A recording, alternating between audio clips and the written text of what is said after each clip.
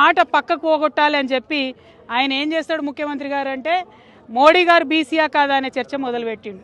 ఆయన మోడీ గారి మీద మాట్లాడంగానే ఇటుపక్క బండి సంజయ్ గారు మరి రాహుల్ గాంధీ ఏ మతం అని ఈయన మొదలుపెట్టిండు. అంటే ఏంటంటే ఈయన ఆయనని తిడతాడు, ఆయన ఈయనని తిడతాడు, మధ్యలో మాత్రం వీళ్ళిద్దరు కలిసి ప్రజలను పట్టించుకునే పరిస్థితి లేదు. మాకెందుకు మోడీ గారు బీసీ అయితే ఏంది, కాకపోతే ఏంది, మాకెందుకు రాహుల్ గాంధీ గారు ఏ మతం అయితేంది, ఏ కులం అయితేంది, మేము అడిగేది ఒకటే, ప్రజల సమస్యలు పరిష్కరించండి. మీరు ఏదైతే జనాభా లెక్కలు చేసిరో అవి సరిగ్గా లెక్క పెట్టండి. ప్రజలకు ఏమైతే హక్కులు రావాలో అది సరిగ్గా ఇవ్వండి. మీరు బిల్లు పెట్టండి, కాంగ్రెస్ వాళ్ళు బీజేపీ వాళ్ళు దాన్ని పాస్ చేయండి. ఇది చేయకుండా ఈ మోడీ గారిది ఈ మతం అని ఒగాయన, ఈ కులం అని ఒగాయన, రాహుల్ గాంధీ గారిది ఆ కులం అని ఒగాయన, మాకెందుకండి? మీరు ఇద్దరు కలిసి ఆడుతున్నటువంటి నాటకం ఇది, డ్రామా ప్రజలకు అర్థమవుతా ఉన్నది.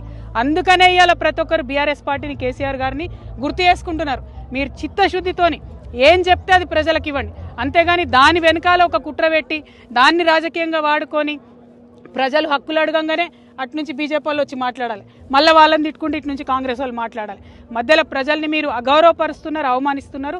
కానీ మా తెలంగాణ బిడ్డలు చైతన్యవంతులు, రాజకీయంగా అన్ని చూసినాం కుట్రలు. తెలంగాణ ఉద్యమ టైంలో చూసినాం ఎవరేం చేస్తారు, ఎవరేం మాట్లాడతారని.